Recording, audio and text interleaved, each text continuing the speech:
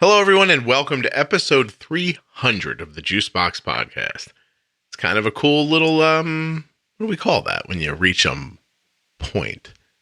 It's, a milestone, isn't it? Yeah, that's what they call that. It's a bit of a milestone. I don't know if it means anything, but it's cool. 300 episodes is a bit of a milestone. Would you like to help me celebrate 300? Here's how you could. You guys are like, oh God, he's going to ask us or something. You're right, I am. A number of you, when asked what your favorite episode of the podcast is or who some of your favorite guests are, a lot of people say Sam Fuld, the former Major League Baseball player who's been on twice now and has type 1 diabetes himself. Well, Sam does a sports camp every year for kids with type 1 diabetes, and he's running a GoFundMe right now to help pay for the camp for these kids. Now, the camp happens on February 8th, so it's coming up really quickly. And any money that Sam can collect to help put this camp on would be a big deal. So I'm going to put a link in the show notes that you can click on to, it's charity.gofundme, but it'll take you right to Sam's page. And if you can throw in a couple of bucks, anything you can, to help Sam continue to work with kids with type 1 diabetes, that would be terrific. So perhaps you're very excited about the podcast reaching 300 or something else going on in your life and you need a way to celebrate, or you found like $4 or $5 in the cushions of your chair or something like that. And you're like, oh, it's found money. I wonder what I'll do with it. You said, I'll probably buy like a bag of Rolos or something. Don't buy a bag of Rolos. Give it to Sam. Let him help kids. Have a great time. All right. Thanks for considering that. And now let's get to the show. I'll play some music and then I'll tell you more.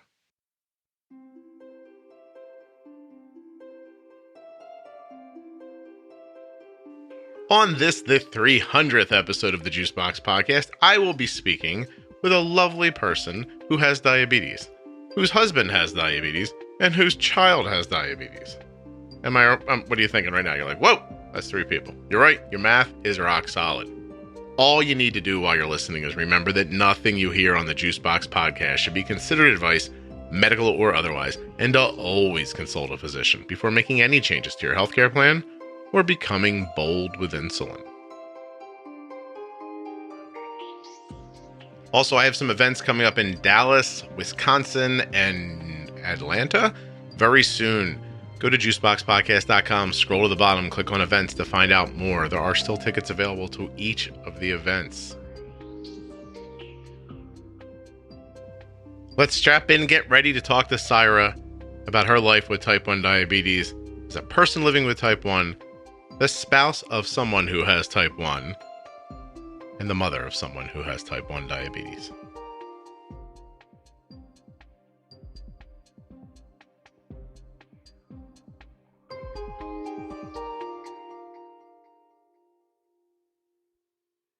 Right now, I can feel you thinking, oh my God, there's no ads. This is great. No, there's ads.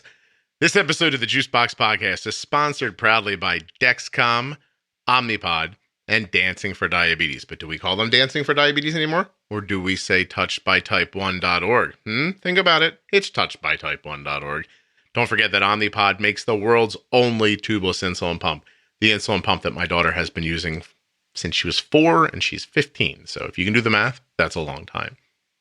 And of course, Dexcom, makers of the G6 continuous glucose monitor. Find out which way your blood sugar is moving and how fast with the Dexcom G6 continuous glucose monitor. Find out more about all the sponsors. You can find links in your podcast app right in the show notes. You can go to juiceboxpodcast.com or you can type in these addresses: myomnipod.com/juicebox, dexcom.com/juicebox, or touchedbytype1.org. My name is Saira Gallo, and I have been living with type 1 for 25 plus years in multiple capacities, including myself, my husband, and our older daughter, Isla. Okay, so let's start slow. There's an I in your name, and you seem to be pronouncing it. So go slow and tell me one more time.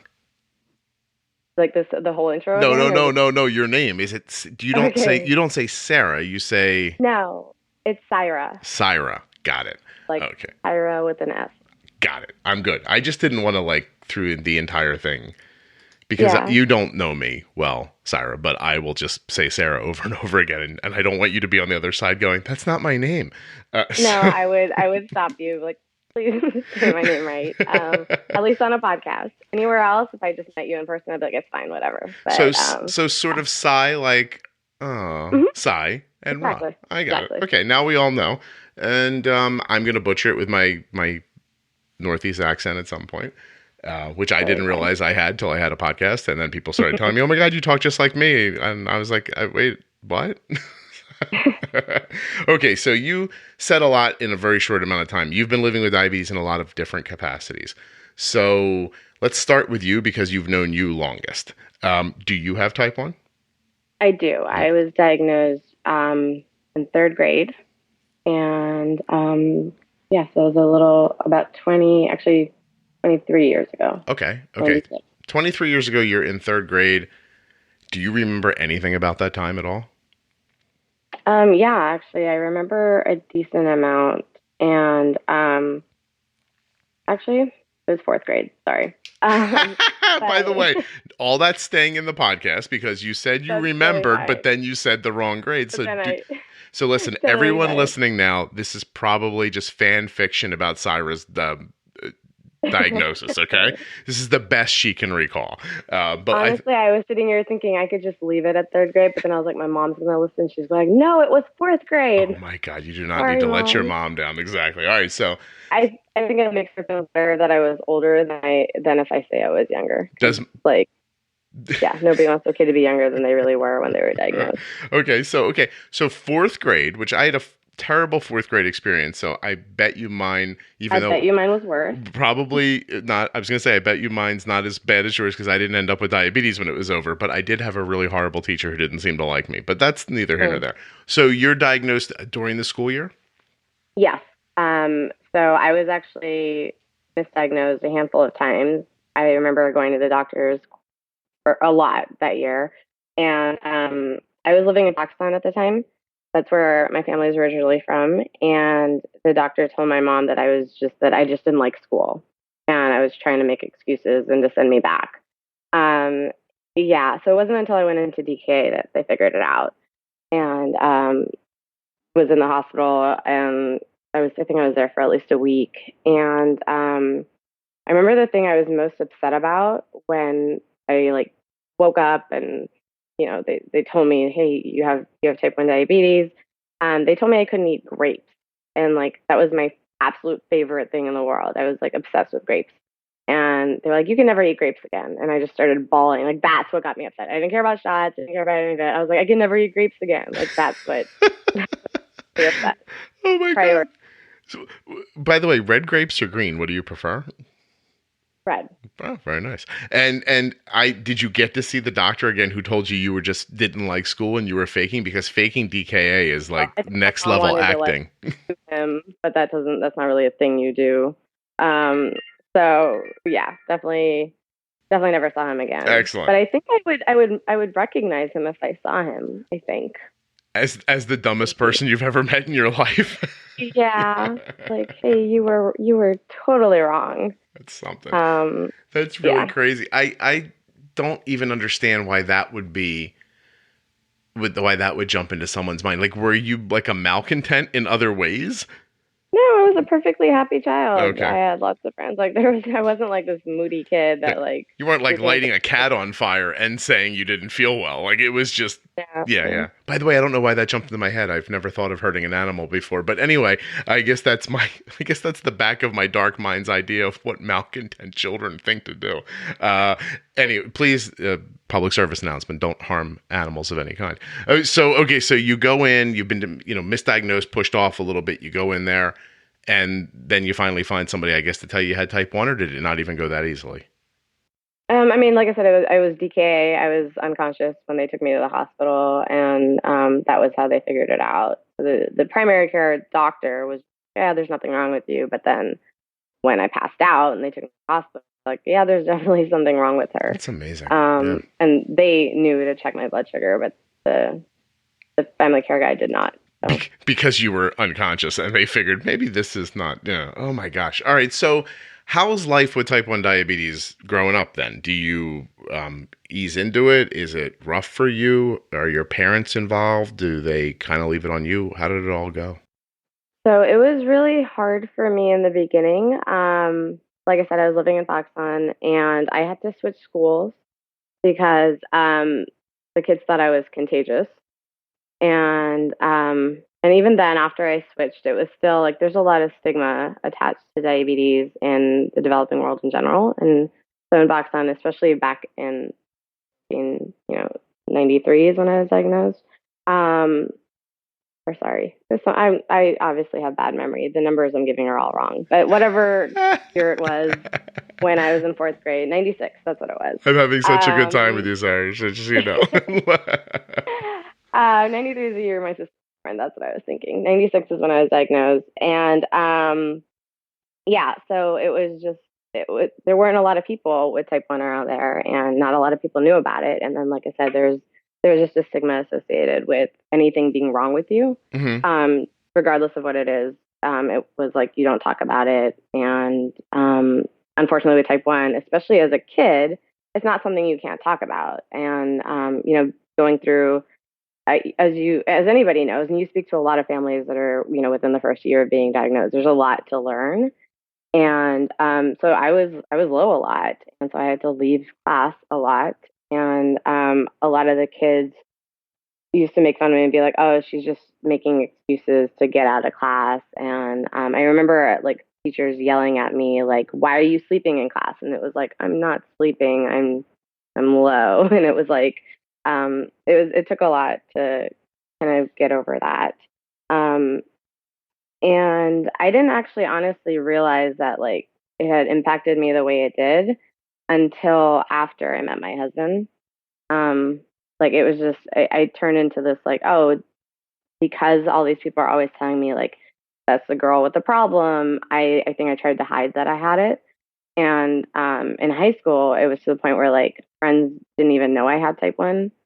And I was proud of that. It was like, yes, they have like really good friends who don't even know that I'm living with this. Like that was a badge of honor for me. No kidding. That you were able to keep it from people. And Yeah, what was the impact on you? I guess two ways. From keeping it from people, was there an impact psychologically, and was there an impact medically? Like, were there things you didn't do because you didn't want people to see? Yes. So that didn't start until high school, when like you're at that point where you just want to be normal. You don't want to be this kid that's doing anything differently. So I think it was really my sophomore year, honestly, and this is something I've never talked about, but I went through, like, that's when my diabulimia started. And essentially I was going through puberty. So it was like taking care of your blood sugars is really hard. This is pre-loop days. This is like pre anyone else helping you figure it out. Mm-hmm. I was still on MDI back then. I say it was Lantus by then. And either way, it was still a lot harder to like be in control at that point. Yeah. And I remember like a couple of times, my mom is I absolutely love her, but she was always like, if I was ever high, it was like, why are you high? Or why did this go wrong? And again, as like a 14-year-old and a 15-year-old that like doesn't really want to have to spend that much time thinking about diabetes at a time where it took a lot of effort. Mm-hmm. It kind of got to the point where I was like, F this. If it's not in control, even when I'm trying, I'm going to be out of control because I chose it. Does that make sense? Like, yeah. That was like my reaction to it. So that was kind of how I managed to hide it, because I just didn't do what I needed to. I didn't take shots that often. I would skip doses a lot. And yeah, that was kind of like my way of dealing with it, where it's like, oh, I can't figure out how to take care of, like, be in control. So I'm just not going to. So I'll be in control of the out of control part. Exactly. Right. Yeah. That's really, not surprising, honestly. How long did that go on for? Way longer than I would have liked. Probably a good 10 years. 10 years. And then it wasn't until I met my husband that kind of like really stopped. So I would go on and off with like, I'd be good for a couple of months, but then I would like, it would get hard again, and it was like, forget this. I'm not going to do it. So I'm interested. You met your husband, and was it his support that helped, or was it like there's So many people who come on here who seem to indicate that when someone else in their life appears that they love and care about, they suddenly want to do better for themselves. Sometimes it's having a child, sometimes it's falling in love. It's really interesting and so common that I think it's a rule at this point. People who struggle with their diabetes meet somebody they love, and all of a sudden I don't know what it is. I don't want to oversimplify it and say it's a reason to live, but it happens a lot. And I was wondering how it happened to you. So for me, it was a little bit more of like, oh, he can do it. And diabetes seems so easy for him. Like, it was not this struggle. He had a very, very different story and diagnosis and everything. But it was like, hey, if he can do it, why is this so hard for me, kind of a thing. So that was like one of the motivations. And then, there's something to be said about like someone else doing things differently. So like if he was high, he was like, I can't eat that right now. And I'd be like, oh, and that's perfectly okay. Like he's always been unashamedly diabetic. Like if he's going to stop what he's doing, stops what he's doing. And he's like, I don't understand why the world can't get on board with that. Like to him, this is what it is. And he's not going to try and pretend that things are different. So he needs help, and that's it. Right. So that was really helpful for me to see, like, people still love him. Nobody has any issues with him, even though he will stop whatever he's doing when he's low. He'll literally stop people mid-conversation and be like, I'm really sorry, I got to eat something. Or like while they're talking, he'll just grab something out of his bag and start eating. And it doesn't faze anybody. Yeah. Yeah. Whereas for me, I'd be like, well, how come you didn't like just wait till later? Or like, it was just something I had never done it that way.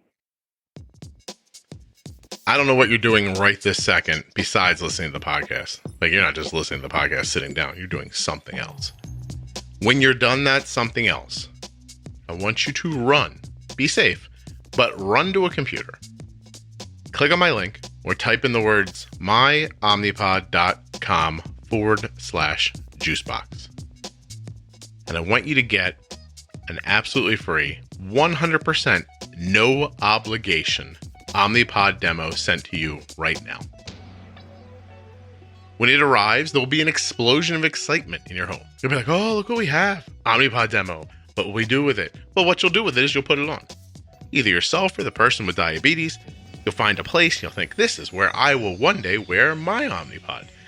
Slap it on there, and then you go about your life so that you can see what it would be like to wear an Omnipod tubeless insulin pump. No tubing. No connection to something else. Just this little thing. It's hard to put into words. That's why you need a demo so you can see it. Little, tiny, stick it on, holds the insulin inside. Now, one day you'll have it for real, and you'll need to tell it what to do. So they just give you this little thing. It's like a little diabetes manager with the Omnipod Dash. It looks just like a little Android phone, right? You push on the buttons. You go, hey, I'm going to have a unit of insulin here. Push. And then wirelessly, it tells the pump, like, now put the insulin in. And it does it. It's magic. It's not really magic. It's, it's like Bluetooth, which is kind of magical when you think about it. You touch something across the room and something on the other side of the room does something. It's magical. myomnipod.com/juicebox are the links in your show notes or the ones you'll find at juiceboxpodcast.com. Don't forget, when you're looking through those show notes and those links, check out Sam Fuld's Sports Camp. Do me a solid, huh? Do Sam a solid. He's been a great guest on the show twice now. Maybe we can get him to come back. Yeah. Well, you bumped into the wrong people in the beginning, right? Yeah, and that stuck with me. So random, too. That just, you get diagnosed and you're around some people who are like, oh, she's contagious, and then you move to a different school, which is running away. Like, you know what I mean? Like, you're like, oh, these people are bothering me. I'll run over here. And now you've taught yourself, when I have trouble with diabetes, what I should do is leave the place that's giving me the problem. And then that builds, it builds and builds and builds. And then your mom gives you a problem and you ran away, you ran away from that. She's like, why is your blood sugar high? And you're like, I'll just do the opposite. Like, I'll move away from, like, you kept moving away from conflict, I guess. If I'm reading it correctly from your conversation, it's completely understandable. It's just did it start, like, what if you would have been diagnosed around 10, like, local kids who were like, Saira, it's okay. We love you. We've got this. We'll help you. Like, would that have just changed everything? You know what I mean? Sure, it would have. I have no idea what the trajectory of my life would have looked like in that case. Exactly. Yeah. I think there's a lot, and I think that gets into like how differently I parent Isla versus my husband because of like me having the lens of what I went through and him having the lens of what he went through, obviously. So it helps put us into the perspective of like your story isn't her story for both of us. Whereas if it had been just me, I would have been like, this is what type 1 looks like for children. And because that's what it was for me. And having him, I can easily say, like, that's not the case. And I don't have to project my experience onto her. Yeah. Listen, that's how generations are supposed to work, right? You're supposed to figure something out, and then your kid's supposed to get to start on your shoulders, not in a hole, right? So we all just keep lifting each other up until one day one of our kids is going to be able to fly. That's what I'm assuming. That's a little fanciful, but I'm saying I have parents who were blue collar, hardworking people. They didn't have many expectations for themselves. And, but they gave me the idea that there could be more for me. And so I went out and found more. And now my kids get to start with the idea that not that there can be more for you, but that more already exists. And it's theirs for the taking, which is differently than I thought of it. I thought of it as something I had to go get. And now they just think of it as something they have that they're just trying to hold on to or make better. And so your idea of diabetes started where it did. You met a guy who had a completely different aspect, a completely different upbringing. His perspective was different. You guys blended that together, and now your daughter starts on your shoulders. You know what I mean? So it's really it's beautiful, really. It sucks for you personally, but it's great for the world and for your daughter, because you're putting better stuff out there than the people who you met. And very likely when your daughter was diagnosed, she was not surrounded by a bunch of people who were just like pointing at her and trying to burn her at a witch trial. You know what I mean? So yeah, I've tried really hard to make sure that diabetes is extremely normalized for her to the point where she thinks that wearing an insulin pump is just as common as wearing glasses, which I think is something all kids should see. And we talk about it in the context, especially of type 1, but in the context of any kind of difference, whether it's, kids that are in wheelchairs versus whatever it is, be like, being different is just, that's all it is. People have different skin colors, different people's bodies need help with different things, kind of a thing. And I didn't have that growing up. Well, whatever your thing is your thing. It doesn't, I mean, to be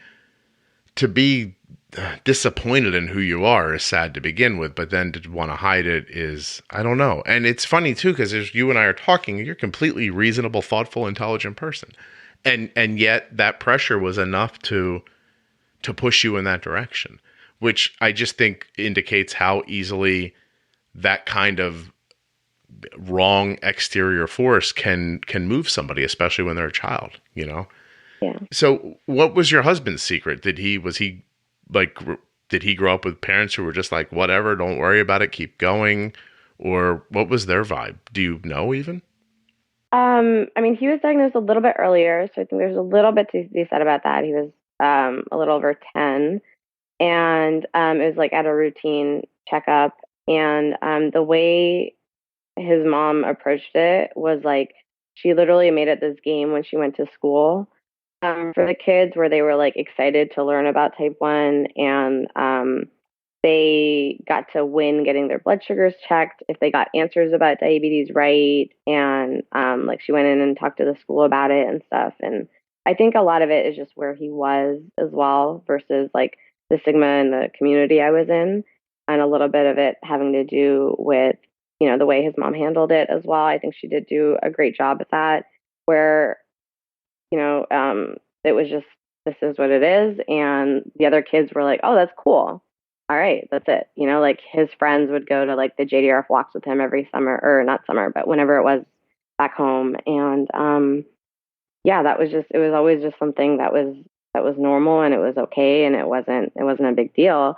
And then in all honesty, his control has always been different. I have always been told that I'm a brittle diabetic. So it was just harder for me to do things. And even before I started looping, my husband and I are totally different people. We do very similar things. The amount of effort he put into his diabetes would be, at a certain level. But if I put in the same amount of effort, my blood sugars would have been all over the place. So it's always been harder for me to be at the same level as control for him, if that makes sense. So it took less work for him. Yeah. No, I mean, let's just come out and say it. Your husband got easier set of diabetes than you did, and he sucks. I get you. I hear exactly what you're saying. he can chirp all he wants about how well he's doing, but he got the easier one, and that's that. No. So it's funny because the term brittle strikes me wrong. I don't love it. Yeah. I don't love it. And at the same time, I don't know. I mean, I'm not arguing with anybody who thinks that. To me, it's always about insulin.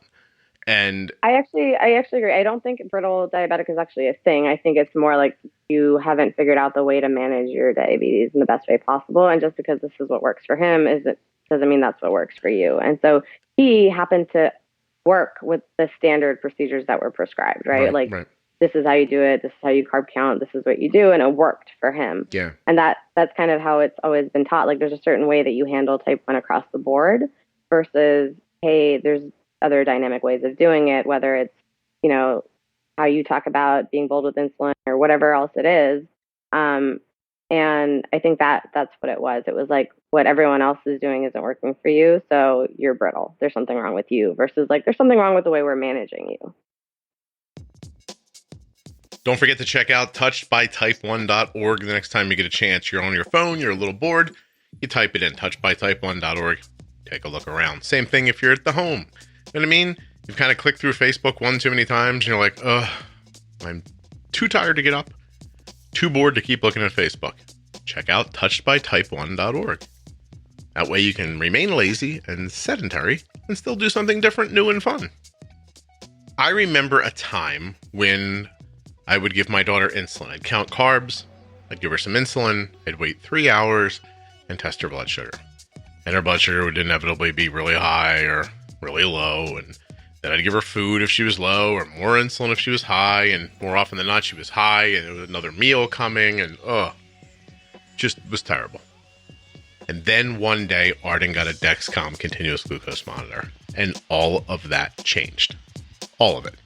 Because now suddenly we could see the direction and speed that Arden's blood sugar was moving in. And we could sort of readdress our insulin decisions if they weren't right. Now sometimes, like a couple hours after a meal, you're still like 180, it won't budge. Well, instead of staring at it and watching it go up and up, we address it with insulin and get it back down safely.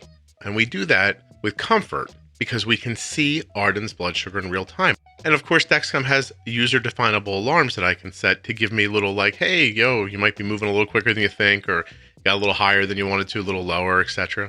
And so Arden's blood sugar really never leaves a range that we've preset without us knowing. And that allows us to readdress with insulin or with carbs, and that helps contain her blood sugar in one sort of stable place.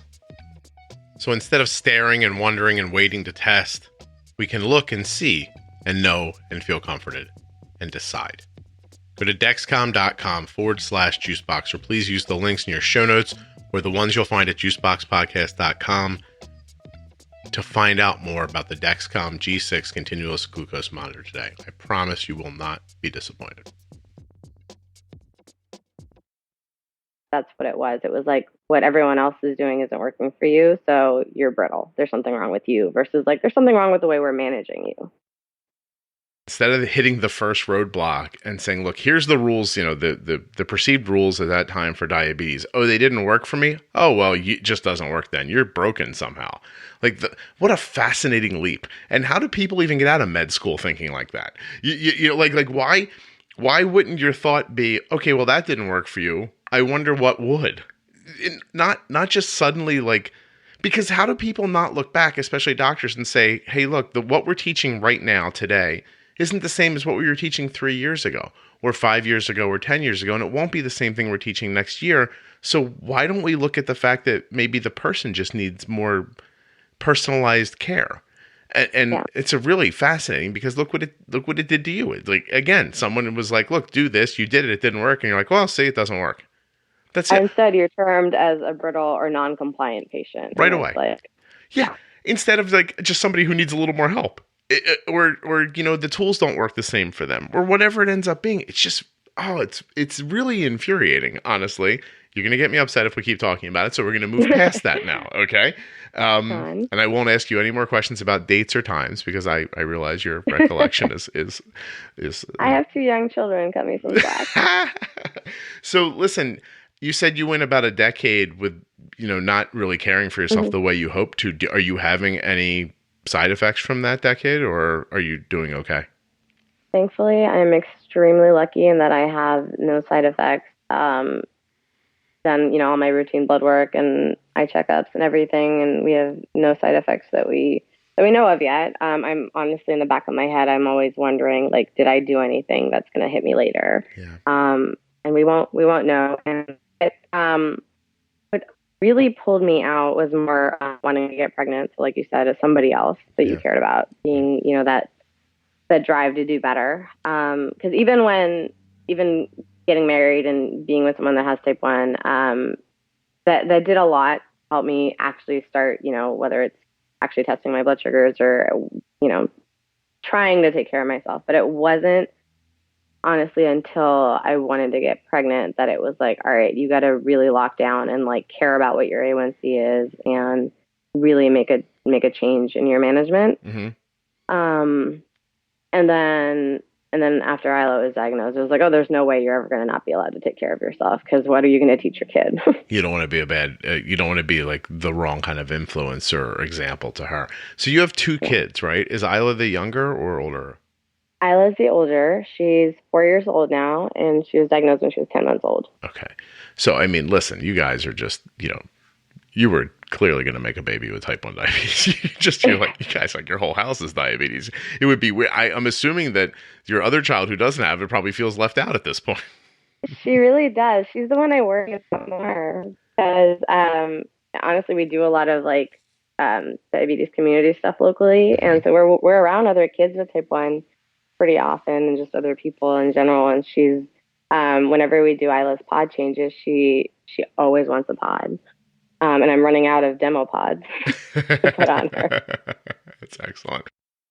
So is that something that is that in the front of your head yet? Like, how do I keep her from feeling like she's different? Because, definitely. Because here's my example for you. I'm adopted. I've shared that a bunch of times on the show. I was adopted by very nice, average blue-collar people. And as I started to get older, it was clear that I thought differently than they did. And so, like a problem would come up around the house, or, a problem with a bill or anything like that, like something you heard discussed in the house. And my mother and father and my brothers would have this almost instant reaction to something, and they all seemed to match each other. And I was off on the side thinking like, oh, that's not what I would do in this situation. Or that's not how it strikes me, or I'm not worried about that because of this. And they would all get focused on one thing, and I would get focused on something different. And it always made me feel weird that I never once just reacted the way they reacted. Like, it wasn't my, you know what I mean? Like, it wasn't my first indication to be like they were. And I don't know what they could have done or not done, although your husband's mother's example of running headlong into the world being like a one-man, like, diabetes information crew seemed like that worked pretty well, but like, what is it you'll need to do without going so far that your other child, your non-D1 child is like, just like, oh my God, this woman's always covering for me because she thinks I can't take that I don't have diabetes. Like, so there's a line in there, obviously, but what do you do? Have you thought about it at all? Is there stuff you're doing now? I mean, honestly, right now she's 2 years old. So the amount that we talk about her feelings is limited. Her feelings are around the fact that her sister stared at her for too long right now. Like, those are the kinds of meltdowns we have. So we are going to be going to Friends for Life this summer for the first time as a family. And the one thing that I love about what they offer is like the sibling program. And so I know that's something I want to kind of have as an outlet for her to talk to other people who are caregivers of type 1s. And then honestly, she will always have my sister to talk to, because she grew up as like the older sister that had to take care of me. Like, my older sister had to go on sleepovers with me because this was pre-CGM. So it was like, hey, if you're going to go to the house, your sister's going with you to make sure you're alive in the morning, kind of a thing. And so she gets what it's like to be a caregiver. And, you know, she's taking care of my daughter and, like Isla, my type 1 daughter, she's been a type 1 caregiver essentially. Mm-hmm. So I feel like she'll always have her as someone to talk about and vent about, like, type 1 taking over. Cause I know that my older sister had times where, like, she had to be ignored because something bigger was going on with my type 1 at that moment. And, I know she'll have her as a resource. And then just having the other thing that we are really big on in our family is just doing what we call special time. So, like, Isla gets time to hang out with just me, and hang out with just her dad, and same with Inara. She gets time to hang out with both me and just her dad to kind of be like, okay, we all have relationships outside of just being a family of 4. Right. And you know, letting her have that time. Honestly, like, I feel kind of guilty for this sometimes, but, like, I took Inara to Disneyland once, just her, and it was like, I don't have to worry about free bolusing you or about, you know, going low while we're standing in the heat or any of that stuff. And it was like, I felt guilty, but it was easier to be with her. And I've always kind of wondered if that's how, it doesn't mean I love her any differently or any more or less than Isla. It's just a different experience when I'm just with her. And I've always wondered, like, is this how my parents felt with me? Yeah. Like, not that they didn't love being with me, but it's a little bit more to think about when you're with me. No. At least until I started taking care of it myself. I imagine. Wondering about that, how does it make you feel? Like, does it make you feel sad to think that they might have been like, oh my God, I'm so happy not to be with her right now because it's just easier and I need a break? Or do you see that as just being human and reasonable? Or does it I think it's human. If anything, if I wasn't a type 1 parent, I would maybe think of it differently, but feeling the exact same way myself. Yeah. I get it. I can't blame them, and it's totally fine. Yeah. Yeah, I went away for one night to do a speaking thing recently, and, you know, there's a little dinner at night, and people are like, well, what are you going to do now? And I was like, oh my God, I'm going to run upstairs and go to sleep. Yeah, I can't. I'm so excited to go to sleep because I'm going to send my wife a text and be like, hey, good luck, and then I'm going to go shut my eyes. Yeah, I'm sleep for 9 hours in a row. And that's exactly it. Other people are planning for things, and I'm just like, oh, your lives are way too exciting for me. I'm seeing some unbroken sleep coming, and I got to get going. I get it. Like, it is easier. And I have a similar situation. I go away with my son sometimes for baseball stuff, and there's less to think about. And it's nice not to think about things sometimes. It's not even just going away. It's, you know, I mean, an hour and a half ago, I was running around the house on a phone call with someone, taking down, you guys really getting a good look into my life, taking down like these little curtains that need to be laundered, and I'm putting them in the washing machine. And it just hit me out of nowhere. I'm like, I should look at Arden's blood sugar, because it was like 10:45 in the morning and I had not looked at it yet. And I was like, I really should look. So I just kind of whipped out my phone and I'm walking and trying to see what her blood sugar is at the same time. And I thought for a second, other people don't have to do this. Like, that must be nice. And, you know, I guess I'll never really know, but it does sound nice. You know what I mean? Like, and to your point, it has no impact on how I feel about Arden whatsoever. You know what I mean? Yeah. Yeah. We still love our children. And in hindsight, we would do it all over again. We would never be like, oh, you know, because I've had a lot of people ask, like, if you knew, would you have children? Yeah. I spoke to another mom of a guy with type 1 the other day, and I straight up was like, I would do it all over again. I would not have Isla because you told me she was going to have type 1, and she looked really surprised. And I was like, really? You would say you wouldn't have had your son because he has type 1? Like, why? Especially in hindsight. And what other reasons would you give him away for? Yeah, and then also, I mean, we had some like really not necessary comments about like, oh, are you guys trying to breed diabetics when we had our second? And it was like, that's not funny. Who said that to you?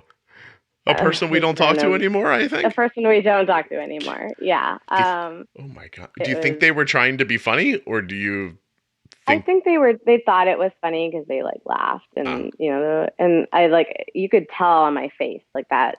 You didn't find it as amusing? But I just kind of like walked away. Yeah. I don't think I've ever seen that. It wasn't a friend. It was like an acquaintance. So it doesn't matter. I've never seen them again. Yeah.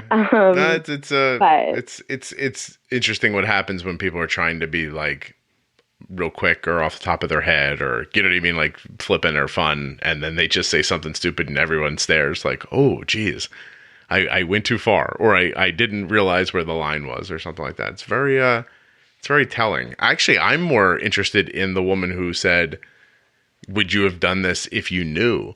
Because that's, I mean, how far into that are we going to get, really? Because my kids are kind of annoying. Like, if I knew they were annoying, would I not have had them? You know? I mean, I know I look at my wife sometimes and I realize that she's like, oh, if I knew all this, I definitely wouldn't have married this guy. Like that I can tell. You know, like that seems obvious to me. But I don't know. It's such an odd statement. Like, I go back a lot to Sam Fuld was on the show, and he's a coach for the Philadelphia Phillies now. But he was on, and I said to him like something similar, like, did it ever occur to you not to have more kids because of diabetes, and or to have kids at all because he's type 1, his kids aren't. And it's funny, his answer was just so like, no, of course not, because I realized when he said it, he has type 1, he has no trouble with it. It doesn't cause him. He doesn't think of himself differently. And because of that, he wouldn't be concerned if he had a child who had it. I was like, oh, it's more about it's how he feels about himself, not how he feels about the diabetes. And you know what I mean? Like, he doesn't see that as it's no different than if you were incredibly short and I said to you, oh, you're thinking of not having kids so your kids wouldn't be short? Like, you would think, well, that doesn't bother me. Like, I'm fine with my height. So yeah, very, very, very interesting how that all goes. Plus, I don't know. I'm looking at I have a little picture here of you guys. You're a delightful family. Why would you not want this to exist? You know what I mean? Yeah. Yeah, very cool. She's a pretty spunky little girl, and I would never, ever change anything about her, even when she's having meltdowns. It's just I'm part of who she is. I'm so delighted at the idea that Isla can look at her younger daughter or sister and freak her out by staring at her. Like, is she doing that on purpose, do you think? The staring thing? Yeah. And like, I was looking at me and having flashbacks to when I used to do that. Because the opposite, my older sister, she's looking at me and my mother, so what? You broke up for a second, but I got it enough. I'm hearing that you did it with your older sister too. Yeah, that's so cool. So, all right, let's see. I do have questions. Management ideas. So you were pens for a long time. I'm assuming you went to a pump at some point. I was actually never pens. It was all like straight up syringes. Syringes, no kidding. Okay, so syringes, right from syringes to a pump. Did you have a pump before a CGM? I did. So I get a pump until my junior year of high school. And then I took a break for like, I want to say a year. Because we lived in Kuwait at the time. It was kind of hard to get supplies, and there was like a couple of different reasons. This was also when I wasn't taking care of myself anyway, so it was like I didn't want a thing on me. And I started with Medtronic, what I've always had. That was like the first pump that came out, and it was like the best at the time. And then I've had probably 3 Medtronic pumps at this point, and I got on their first CGM when it first came out. I hated it. It was like the worst thing ever. It was always wrong, and so I stopped. I stopped using it. I had a really bad experience with CGMs, basically, and I was like, no, I don't trust them. They like do worse than, because I'll like treat a low when I'm not low, kind of a thing. And then I got on Dexcom when we decided we wanted to get pregnant, and so I wanted to get my A1C down. I wanted to know, like, I wanted to be in control, because they tell you they want your A1C a certain amount before you even try to conceive. So yeah, and I've never got off of it after that. Nice. Yeah, I mean, my understanding of that early on Medtronic sensor, the CGM that they had, was just that it was terrible in like 9 different ways. Yeah.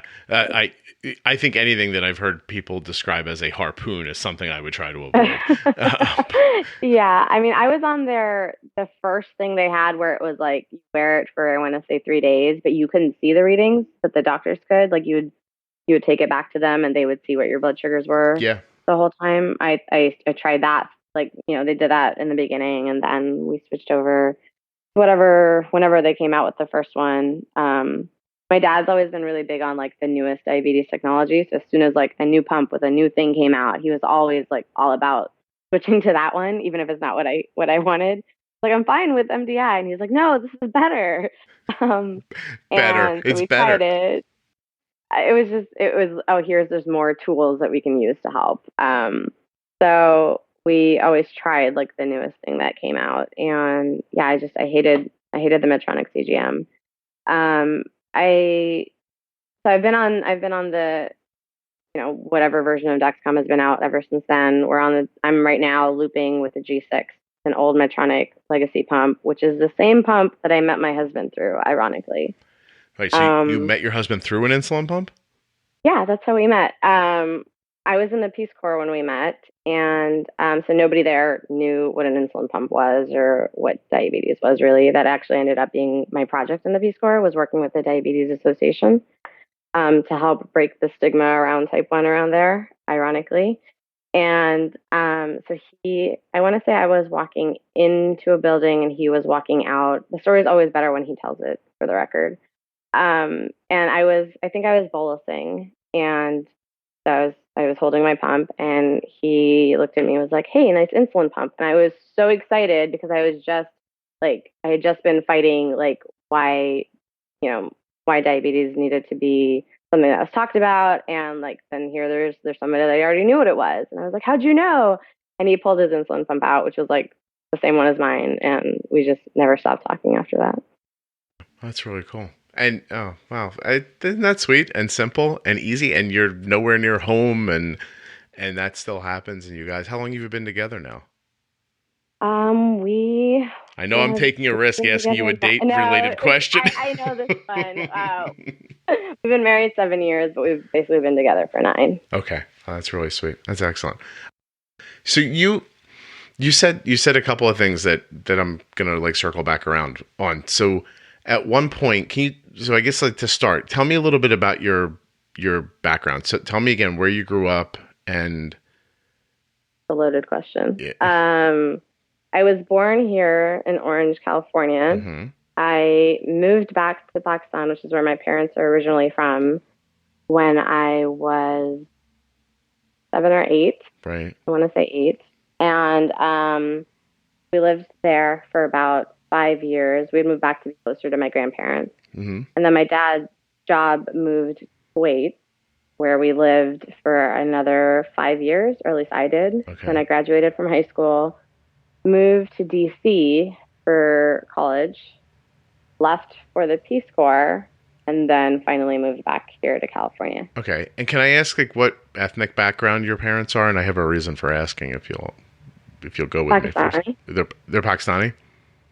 Mm-hmm. Yeah, okay. So how much of so it's interesting you said that, because I live in a community that is there's a fair amount of Indians and Pakistanis nearby. And when you said your father was like, this is the newest, this is the best, we should use this, that struck me very much to be in sort of the way a lot of my friends think who have that background. And I was wondering if that's something like, was it just around diabetes, or is your dad sort of like that to begin with? He's an engineer by background. Mm-hmm. So he's all about like technology is his thing. He works in telecommunications now, or he did. He's kind of switched around what he's done. So he's always been like the newer phone, and this is the newer, whatever technology is there. That's what he's always been excited about. And he's always been in that field. So for him, tech is kind of like a thing, and it was something he felt like he had control over and how he could help. So also then kind of staying in the thought for a second, you talked about stigma around diabetes. That's also something I'm now seeing. It's in the Indian community, but with type 2. So a lot of Indians are sort of developing type 2 as they get older, but none of them really appear to talk about it too much. And they are really hesitant to move away from kind of cultural foods that I think they know they shouldn't be eating. Oh, yeah. Right? That they just sort of, it's this they're so proud of their culture that it's just like, look, this is what I eat. And so I see it's not good for my blood sugar, but if I got to go down with the ship, it's very reminiscent of type 2 in the South, really, in like the 70s and 80s, where like we drink, I drink tea with sugar in it, and that's what I do. And like, so it's like how I grew up, and it's hard to break away from. It's hard to break habits. And I always feel bad for people that are diagnosed later in life, whether it's, adult onset type 1 or type 2, because as hard as childhood diabetes is, it's easier to change habits earlier on. Yeah. Versus like, this is how you've lived your entire life. Now do things differently. Yeah. I mean, I brought it up because I imagine that, you don't have to be from Pakistan to have something about the way you grew up that influences how you think or how you won't change, or you know what I mean? Like everyone's got something culturally that they are, attached to and don't want to get away from. And it's just, I don't know, I want for everyone listening to realize that it's cool to want to do what you want to do, but at the same time, if what you've been taught or what you've grown up with is moving you in a bad direction, then you need to get away from it. You need to do what, Saira's husband does. It's just, he's like, I don't care. He's like, I'm talking to you. My blood sugar's low. That's over now. Now I'm doing what I need to do. I think that what you need to do is the most important thing. And I talk to too many people who have the situation that you described, where it's like, I wouldn't treat my low if I was in the middle of a conversation with somebody. And for whatever reason, I don't know. I just really want people to be more focused on themselves first and not care so much about what other people think, because like I always say, like that person that's hassling you, they're not going to be around. Do you know what I mean? Like it's not like they're your spouse or chained to your arm. Like you can just walk away from them. It's tougher when you're a kid and you're trapped in a school with them, but in a real world situation, you're in charge. You know what I mean? So be in charge. Yeah, but when you're a kid, kids can be cruel. So like it's I think that's part of why I might overthink a little bit, like how I like make type 1 normal for Isla. I know my husband didn't have that experience, but like for me, it was like I was made fun of for a bunch of different reasons. And so I've already noticed like certain interactions that I had where I remember there was this mom on a playground at this like co-op that we were going to, and she had one of those massive bags of like those like grandma's cookies or something that are sugar laden and just from like they were just awful. I don't even know how many carbs are. That wasn't the point. And she was like handing them out to all the kids, and Isla's blood sugar just happened to be really high. I'm never like I'm going to restrict what you eat, but if you're like 267 double arrows up and you already just ate a snack, there's no need for you to eat that. It's not cookie time. Yeah. No. Yeah. And so this grandma was like handing them out to everybody, and she's not the type of kid to take food from somebody. So this grandma was like holding it out, and she's like, take it, sweetheart. And she kept pushing. And finally I was like, you know what? She really doesn't need that. Like she's got type 1 diabetes and it's fine. Just, stop pushing it on my kid basically. And then she just like took them away and made a point of being like, to like all the other kids, like, okay, here, I have it. But then she'd look at Isla and be like, but not you, sweetheart. These aren't for you. And it was like, really? Was that necessary, woman? Like, just single my child out, make her feel bad. And now she wants the cookies, obviously, because someone's telling her she can't have it. Yeah. Yeah. And wait, there are so many stupid people. I wish that could be the episode title of almost every episode we do. There are just so many stupid people, and you're going to bump into them, especially when you bring them into your world like that. Because look what you were doing. You're like, look, she's got diabetes. Leave her alone. You're trying to give her the reason. I'm not being rude to you about the cookie. There's a real good reason here why we're not going to take the cookie from you. Thank you anyway. And then her idea of how to make it better just makes it like 7 times worse. It's really fascinating. And at the same time, so incredibly expected. So I just, there's nowhere to run. Sometimes I'll say to my wife, I'm like, we need to move. And she's like, to where? And I went, yeah, that's a good point. It's like, where are we gonna run to exactly? But on the other hand, we've also had, times where I was like on the playground or in like a swimming pool or something, and a kid will point at her pod and be like, what's that? And she's like, that's my pod. Where's yours? Right. And like, to her, that's just, everyone has one. Yeah. Well, I mean, she knows that like she has diabetes and not everyone does, but she also knows that it's normal to have it. So like, I don't know, there's a balance, trying to find it. Interview me in 10 years and interview her and see if I did an okay job. Isn't that funny? There's something about the podcast that makes me feel like I have to go on forever and double back and start and talk to everybody again a second time, like a decade later. Which that's now my idea that someone else on another podcast is going to steal, but that's fine. So but I think that, we don't do that often enough. Like my son and I were in the car the other day and the baseball draft was happening and they took some kid out of high school. And I said, I really wish they would just like keep up with that person. Like, I want to know what happens next because, more often than not, what's going to happen is they're drafting a kid out of high school. He's going to go off and not be able to do it or fail or get hurt. It's just very likely statistically that he won't play baseball for much longer. But the part that young kids hear is, oh, that guy got drafted. And that seems like the win. You know what I mean? Like, and we never go back and follow up with people. And that's probably where the more interesting stories are. But you need to know the first part of the story to know the second part. And I don't know if you heard me one time, but I interviewed a younger girl, like she was like 10 or 11 years old. And I said, I think I'm going to have you back on every year for as long as I do this, just to see how your life has changed. I think there's something incredibly interesting about that. So don't laugh. Maybe I will have you back on when your daughter's older. Say you can come back on and tell us how she's a stripper. and you. Oh God, no! I'm not even ready for kindergarten. So. Well, listen, it doesn't matter. I'm paying for college right now. You're going to be broke and destitute by then anyway. It won't really matter. It's very, very expensive. I always tell people college and diabetes supplies. Yeah. Between insulin and college, forget retirement. Yeah. I'm assuming you guys should have 6 jobs. So you've said a couple of interesting things about like you were in the Peace Corps. Was your husband in the Peace Corps too when you met?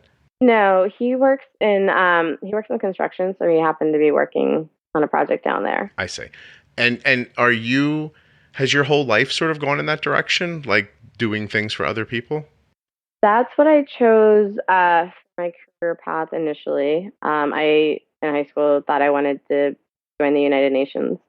And so yeah, Peace Corps was like the first thing that I wanted to do. I worked in the nonprofit space for quite a while.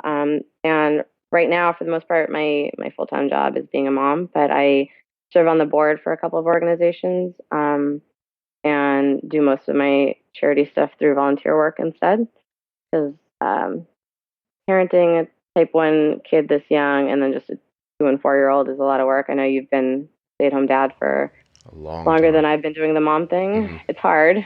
Oh my God, people wouldn't believe it. I think that don't do it, but yeah, I haven't heard the television on while the sun's been up and like since the last space shuttle went up. That literally is the last time I turned on a television during the day. I thought to myself, I should probably watch the space shuttle launch. So go back to however long ago that was. That's the last time I turned on a TV during the day.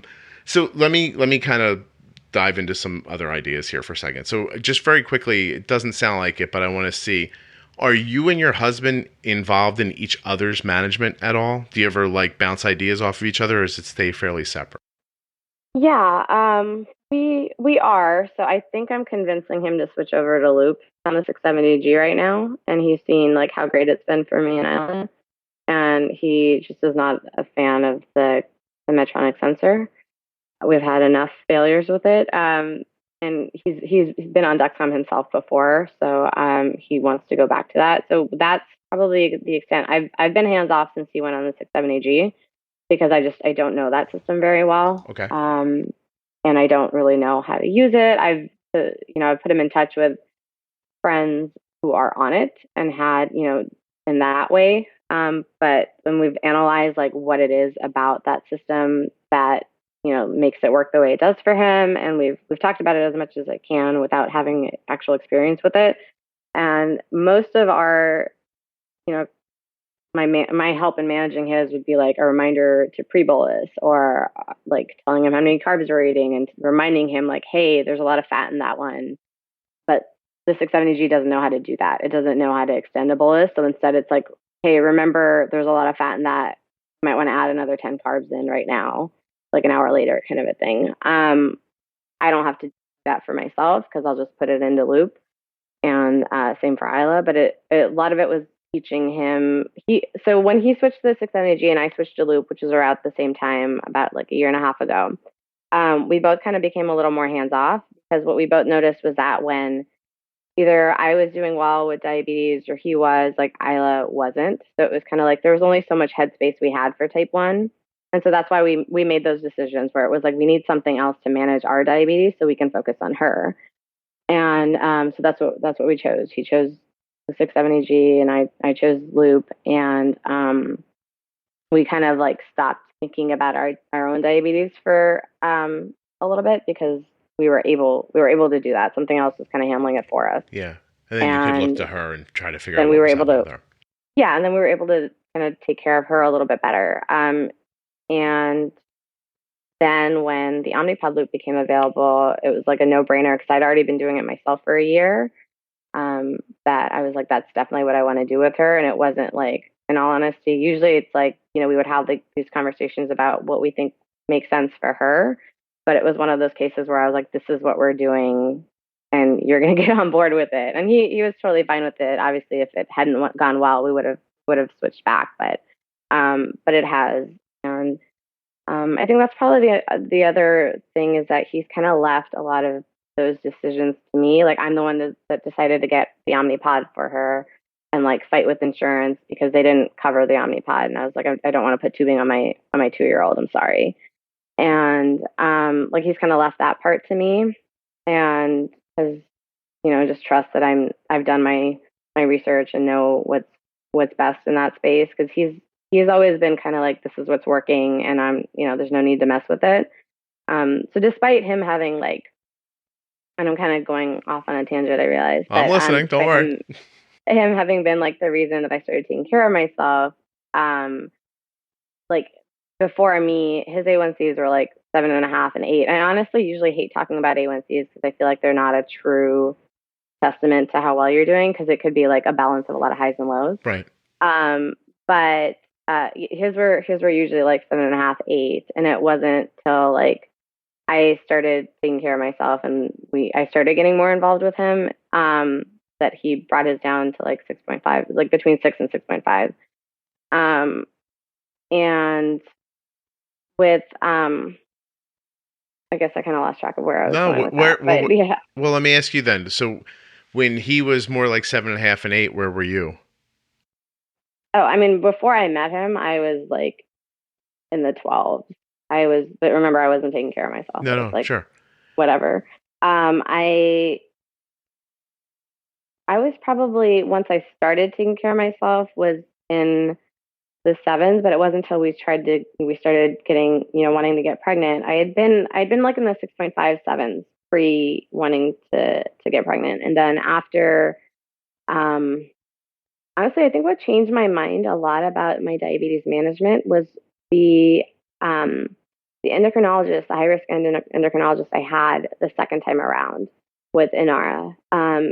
He was just amazing. He was basically like, I know you're familiar with Loop. So yeah. Imagine everything that Loop does, he would do for me like every week. I would meet with him every week and he would change all the numbers. He'd like sit there and analyze every graph on my Clarity, on my pump, and look at everything and change literally like every hour of my basals and my carb ratios and everything, and just send me home, and it would fix whatever was going wrong. And my A1Cs have never been better. I think I was at a 6 when I was pregnant, which is really amazing to have all these hormones and like still be that good.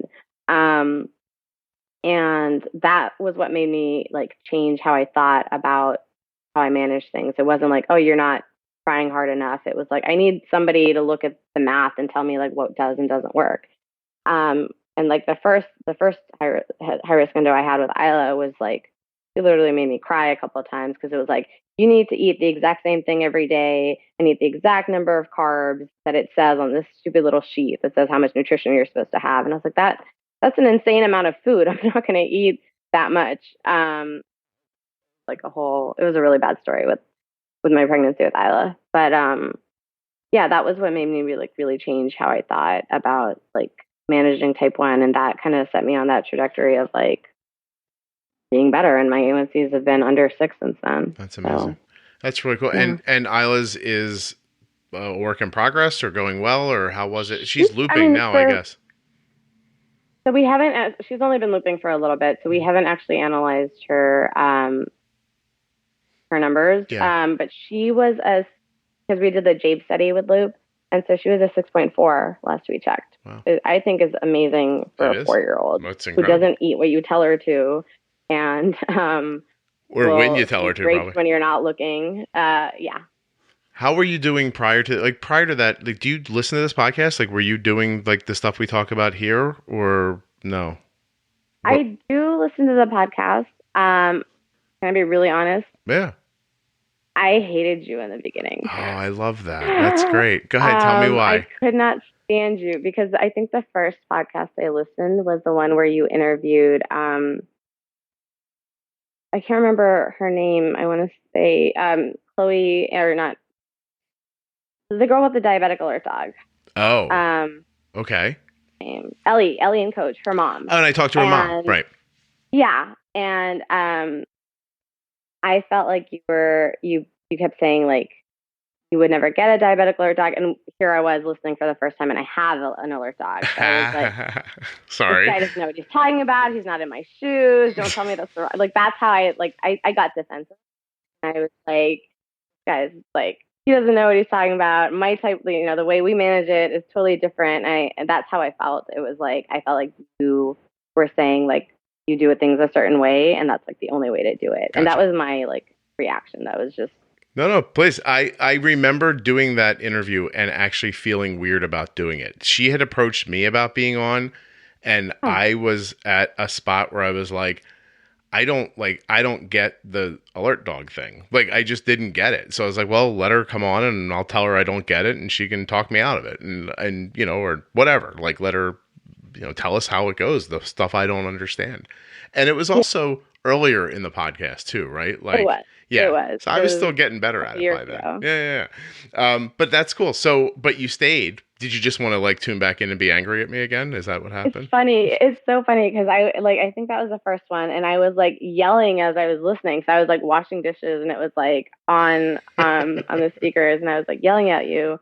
And then I think like a week later, I was listening to another one, and I was yelling at you again. And my husband was like, "Why are you still listening to this guy if you hate him so much?" And I was like, "I don't know." It was like I kept listening, and then I eventually just like learned your personality, and I was like, "Yeah, I bet you this is what Scott's gonna say. I'm gonna like get my blood's gonna boil for a bit, but I don't yell anymore." That's so nice.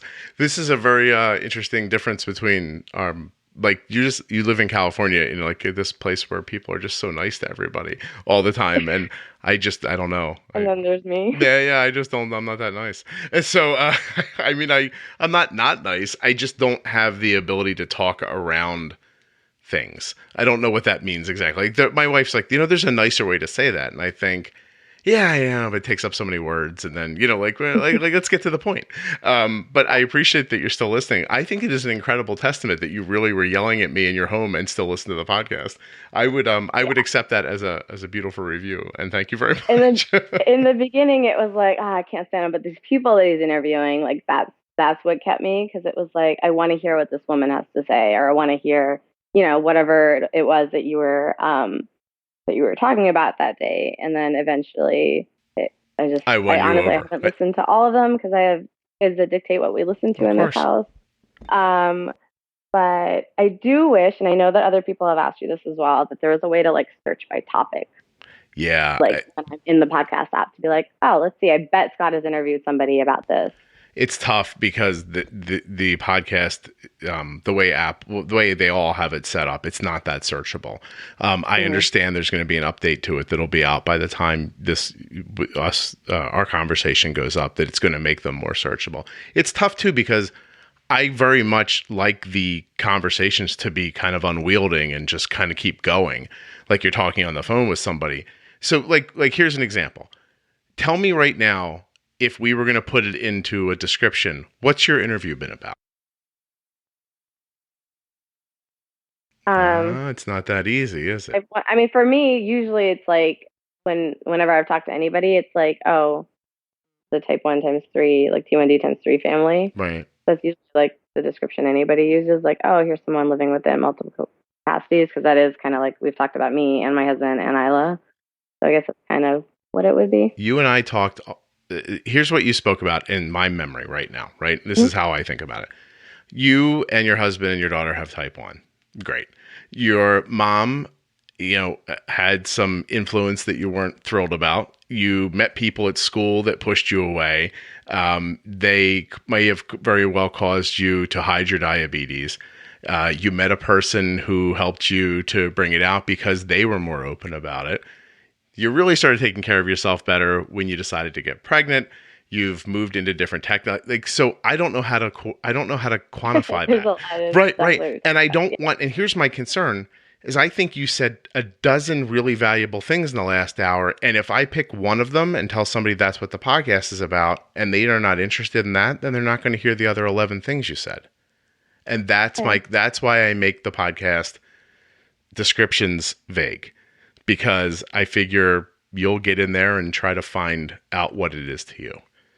Yeah, I don't know. And if I said to you, this week is about red and next week's about blue and next week's about yellow, I'd get bored with that and I wouldn't listen. So I don't know. It's just my brain's broken a little bit, I think, and I'm in charge. So this is what happens. That's totally fine. It works. Like I said, it's only sometimes where I'm like, hey, I wonder if he's already talked about this. Oh no, I hear you.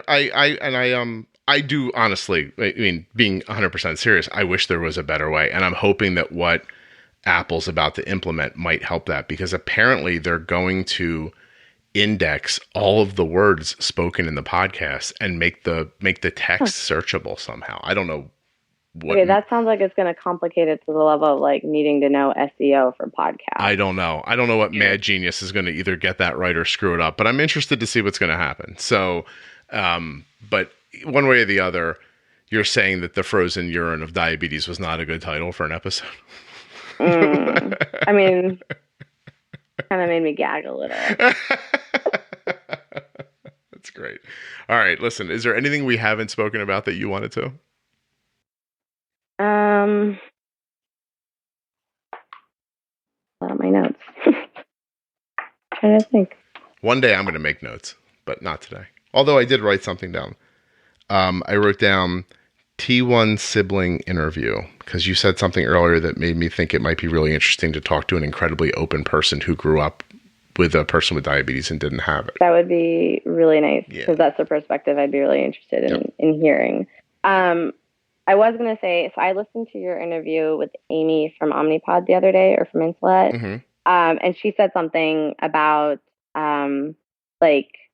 she has a unique experience speaking to other, adults with type 1, and most people don't have that, and how, she specifically said you can never be both, and I stuck my hand up in the air as I was driving and was like, yes, you can. You can, understand being a parent of type 1 and also having it yourself. And the one thing I like to tell any parents that I meet with kids that have type 1, who obviously don't, they don't know what it's like to have type 1 themselves, is that being the parent is much harder than being the one with type 1. So having lived with it all my life, was not half as big of a deal as it was when she was diagnosed. So what you're going through is way harder than what Arden's going through, in my opinion. Well, that's good to know. And that usually makes people feel better. Yeah, no, that's definitely good. I can see it. I 100% can see it from that perspective. And you have obviously a unique perspective being a person who has it and is now the parent of someone with it. So I'm going to take your word for it. And it absolutely makes sense to me that whatever a person's going through is just sort of normal for them, you know, and that's got to be the hope a little bit, right? That, yeah, I have diabetes, but it's my situation and, you know, I'm okay. It's going okay. Like I love the way you describe how your husband talks about it. Just like, this is what it is and this is what I do. And, you know, that's it. I don't know if that's like a man thing, because my dad was very similar. It was basically like, I remember my mom would tell like my sister or my cousins or whatever to like eat ice cream in the other room or something like that. And my dad would be like, no, why should anyone else do things differently? Like, she's just going to have to learn to deal with it. Don't make other people do things different around her. And my husband's kind of the same. He's like, it is what it is. Cause like he cried when she was diagnosed and that's about it. He's never been upset outside of that. And I'm the one that gets emotional over like heart site changes or blood draws or whatever. And or random guys on the internet that you don't agree with. Yes. And you're not random anymore though. Thank you. And he's just like, yeah, it's hard, but I can't do anything about it. So why get upset about it? That's his attitude. He's like, if I can't change it, I'm not going to dwell on it. Yeah. I feel like we talked about that with Amy, because you brought up Amy from Insulin. I feel like I talked about that with her. Like, there is just sort of a guy perspective sometimes where it's like, this is what it is. Let's just keep going. Who cares? And, you know, and maybe that's a defense mechanism where you don't want to deal with how you feel about things. And maybe it's a survival instinct. You know, I have no idea. I think it's a thing where men feel like, and I'm totally generalizing here, but that men usually feel like they need to fix things. And if they can't fix it, then it's either not broken or it's just, we're going to ignore it. Yeah, we're not that bright. I hear what you're saying. But, you know, you can't make babies without us. So guess what? You're stuck. No, that's incredibly valuable. I can't wait for someone a year from now to come on to tell me about the stuff that you said that they disagreed with. And I'm sure it'll happen. I think that was my biggest issue with listening to the podcast in the beginning. It was like, I'm a really big proponent for your diabetes may vary. There's a reason for like quite a while, all three of us were on completely different systems, different insulins, different CGMs, like everything was different, because that's just what worked for us. Like Isla was on MDI and no sensor for a while, and that worked for when it worked, you know? I think the one thing I want people to know is that there's like no right way to do diabetes. It's like, you will figure out what works for you. And, it's not based off of necessarily what a doctor will tell you, because they'll tell you what they know, but they don't know you. They don't know how you live. They don't know what time you wake up or what time you sleep or what days you exercise or don't, and how that impacts you. Like everything is different for every person. So I think that's like the thing I want people to know, is that everyone's different, not just like your basals are different, but like everything about your life is different than someone else's. And that unfortunately diabetes has like how many variables to what can impact your blood sugars. Right. So there's no right way to do it. And so I 100% agree with you. And I think that, but there's probably times where I come off like I'm saying, no, listen, it's just about how the insulin works and it doesn't matter. Like the other things don't matter. The other things do matter. They just don't quite, in my opinion, matter as much as understanding how the insulin works. And so this is a long conversation. This podcast it has to be. Like, it's not just an hour or a week or a month or a day. Like, in my opinion, you need to listen through all of them as best you can to hear one person say what you just said and then hear another person say something different, to find out that they both are having success or failure, you know, and it looks different. And how can I adjust? It's just, I just realized at one point that people's expectations of sharing online are from blogs. And in a blog post, you can start off by saying all that stuff. Your diabetes is going to be different than someone else's. And don't forget that this is dangerous. And this is, you know, you don't want to do this first. No, you know, somebody will say, you use a temp basal, but don't suspend your insulin because then your pump won't shut back. All the, like, once you get done safetying all of your statements, A, no one's reading it anymore. And B, it's so incredibly long. It's not absorbable. So I just thought, like, why don't I just say to myself, okay, there's going to be times I'm going to say something on the podcast and there's probably 9 addendums to it I should be adding, but I'm not going to. I'm going to just hope they listen next week when that comes up, or that they heard it 2 weeks ago when I said it the last time. Because I think that we just weren't pushing hard enough, like with the way people were writing about it. Because I used to write about it the same way too. I was very careful about everything and measured. And what I can tell you for certain is that when I was just blogging, I would get a note every once in a while, every few days, maybe a couple times a month. Hey, the blog's really helping me. I appreciate it. I wanted to let you know. Those notes now come 6 to 10 times a day. So there's awesome. Something about this that if you stick with it long enough, it'll get to you. And I don't know what it is, and I'm not even taking credit for it. It was my idea, and it seems like it's working out more or less. And look, you hated me and you still listened. So I must have been onto something. And I just think that there's a bigger thing to consider around all of this than what you can just maybe put into 300 words. And that you're going to have to resolve yourself to the fact that you're not going to learn it all in a day or in one sitting or in, that kind of a thing. I don't know if any of that made sense or not, but it does. I mean, at the end of the day, your podcast is an opportunity for people to have like a diabetes community that doesn't involve just reading words, because I think tone is lost a lot in text. And having a view into conversations with people with type 1, especially for the people that don't have a really big diabetes community around them, I think is extremely valuable. Not everybody has the ability to be a part of that for multiple reasons. It could be the time they have, it could be where they live, whatever it is. And you are giving people that opportunity to be a part of something without having to leave the comfort of their home or their car or whatever it is. It's amazingly interesting to me when somebody will say to me, what is the podcast about? I'm like, oh, it's about how to use insulin.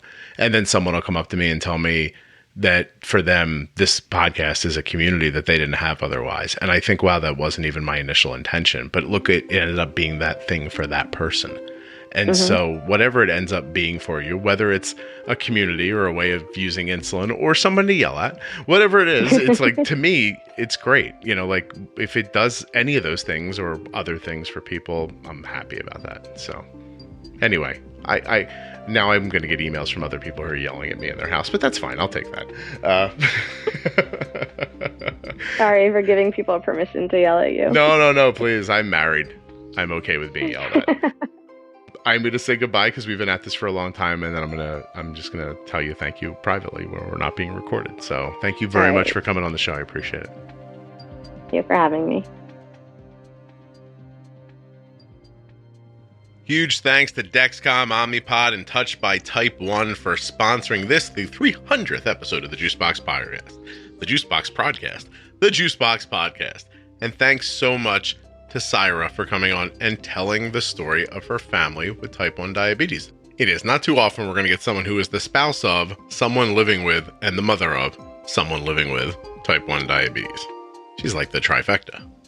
She is the trifecta. Oh my God. Saira is the trifecta. I just thought of the title for this episode.